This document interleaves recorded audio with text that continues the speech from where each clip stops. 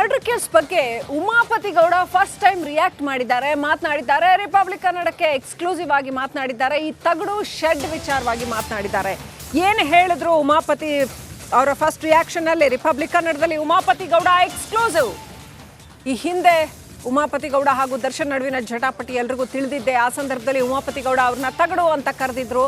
ಆದರೆ ಇತ್ತೀಚೆಗೆ ಮತ್ತೆ ಅದನ್ನ ಸೋಷಿಯಲ್ ಮೀಡಿಯಾದಲ್ಲಿ ತಗಡು ಯಾರು ಅಂತ ಈಗ ಗೊತ್ತಾಯ್ತಾ ಅಂತ ಪೋಸ್ಟ್ ಮಾಡಿ ಉಮಾಪತಿ ಗೌಡ ತಮ್ಮ ಏನು ಸೇಡ್ ತೀರಿಸ್ಕೊಳ್ಳೋದು ಅಂತ ಹೇಳ್ಬೋದೇನೋ ಆ ಥರ ಒಂದು ತಮ್ಮ ಪ್ರತಿಕ್ರಿಯೆಯನ್ನು ಕೊಟ್ಟಿದ್ರು.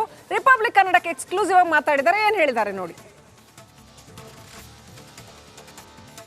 ರೇಣುಕಾಸ್ವಾಮಿ ಕೊಲೆ ಪ್ರಕರಣ ದಿನ ಕಳೆದಾಗೆ ಟ್ವಿಸ್ಟ್ ಅಂಡ್ ಟರ್ನ್ ಪಡೀತಾ ಇದೆ. ಸ್ವತಃ ದರ್ಶನ್ ಆಪ್ತ ವಲಯದಲ್ಲಿ ಒಂದು ಕಾಲದಲ್ಲಿ ಗುರುತಿಸಿಕೊಂಡಂತಹ ನಿರ್ಮಾಪಕ ಉಮಾಪತಿ ಅವರಿದ್ದಾರೆ. ಅವ್ರನ್ನ ಮಾತಾಡಿಸ್ತಾ ಹೋಗೋಣ.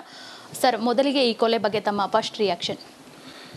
ನಾವೇನು ರಿಯಾಕ್ಷನ್ ಕೊಡೋದು ಮೇಡಮ್, ಸಾರ್ವಜನಿಕರು, ಮಾಧ್ಯಮ, ಪೊಲೀಸ್ ಇಲಾಖೆನೇ ರಿಯಾಕ್ಷನ್ ಕೊಟ್ಟಿದೆ. ಏನು ಒಂದು ಕಾಲದಲ್ಲಿ ದರ್ಶನ್ ಅವ್ರ ಜೊತೆ ಇದ್ರಿ, ಸೊ ಪಾಸಿಟಿವ್ ನೆಗೆಟಿವ್ ಯಾವ ಟೈಮ್ಗೆ ಯಾವಾಗ ರಿಯಾಕ್ಟ್ ಆಗ್ತಾರೆ, ಯಾವುದಕ್ಕೆ ರಿಯಾಕ್ಟ್ ಆಗ್ತಾರೆ ಅಂತ ಸ್ವಲ್ಪ ಆದರೂ ಗೊತ್ತಿರುತ್ತೆ.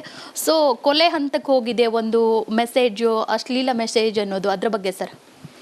ಭಾಳ ಬೇಜಾರಾಯಿತು ನೋಡಿ. ಆ ಹುಡುಗ ತಪ್ಪೋ ಸರಿನೋ ಏನೋ ಮಾಡಿದ್ದಾನೆ. ಈತನ ಫ್ಯಾನ್ ತಾನೆ. ಈತನ ಫ್ಯಾನಿಂದ ಈತನಿಗೆ ತೊಂದರೆ ಆಯಿತು. ಈತನೇ ಸಹಿಸ್ಕೊಳಕ್ಕಾಗಿಲ್ಲ ಅಂದರೆ ಇನ್ನು ನಮಗೆ ನಿಮಗೆ ಸಹಿಸ್ಕೊಳಕ್ಕಾಗ್ತದೆ. ಸೊ ಕಾನೂನು ಕೈಗೆತ್ಕೊಂಡಿದ್ದು ನಿಜವಾಗ್ಲೂ ಅಕ್ಷಮ್ಯ ಅಪರಾಧ. ಸರ್, ಆಗೋಗಿರೋ ಬಗ್ಗೆ ಬೇಡ, ಪ್ರಮುಖವಾಗಿ ದರ್ಶನ್ ಅವ್ರ ಜೊತೆಗೆ ಒಂದಿಷ್ಟು ಒಡನಾಟ ಇತ್ತು. ಪ್ರಮುಖವಾಗಿ ಸದ್ ಮಾಡ್ತಾ ಇರೋದು ಅಂದರೆ ಪಟ್ಟಣಗೆರೆ ಶೆಡ್, ಅದ್ರ ಬಗ್ಗೆ ತಮ್ಗೆ ಗೊತ್ತಿತ್ತಾ ಅಂತ? ಪಟ್ಟಣಗೆರೆ ಶೆಡ್ ಇದೆ ಅಂತ ಗೊತ್ತು, ಬಟ್ ಈ ಥರದ ವಿಚಾರಗಳಿಗೆ ನನಗೆ ಐಡಿಯಾ ಇರಲಿಲ್ಲ ಮೇಡಮ್. ತನಿಖೆ ಮಾಡಬೇಕಾದ್ರೆ ಒಂದಿಷ್ಟು 3-4 ತಿಂಗಳ ಹಿಂದೆ ಆದಂಥ ಗಲಾಟೆ, ರಕ್ತದ ಕಲೆಗಳೆಲ್ಲವೂ ಈಗ ಸಿಗ್ತಾ ಇದ್ದಾವೆ. ಸೊ ಸಾಕ್ಷಿನಾಶ ಕೂಡ ಆಗಿದ್ದಾವೆ.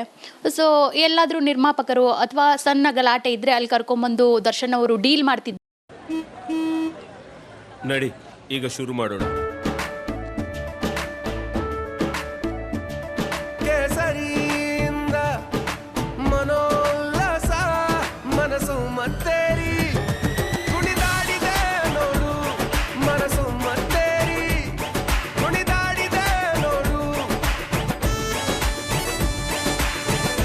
ಕ್ಷಣ ಕ್ಷಣವೂ ಆಚರಿಸಿ ಕೇಸರಿ ಹಬ್ಬ.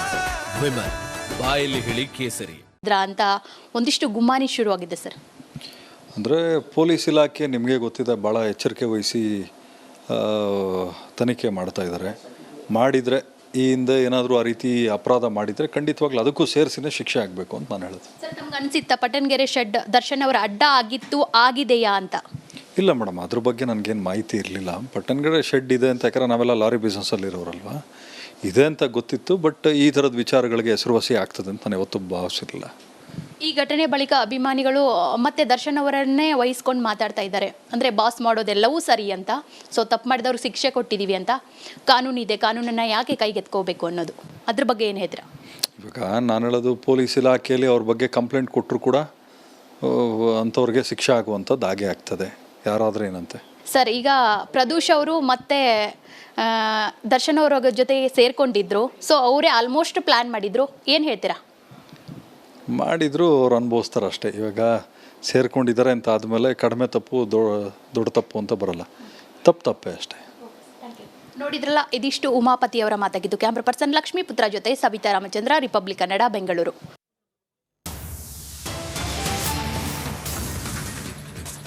ರಿಪಬ್ಲಿಕ್ ಕನ್ನಡದಲ್ಲಿ ಉಮಾಪತಿ ಗೌಡ ಎಕ್ಸ್ಕ್ಲೂಸಿವ್ ಆಗಿ ರಿಪಬ್ಲಿಕ್ ಕನ್ನಡಕ್ಕೆ ಮಾತನಾಡಿದ್ದಾರೆ. ರೇಣುಕಾಸ್ವಾಮಿ ಕೊಲೆಗೆ ನ್ಯಾಯ ಸಿಗಬೇಕು.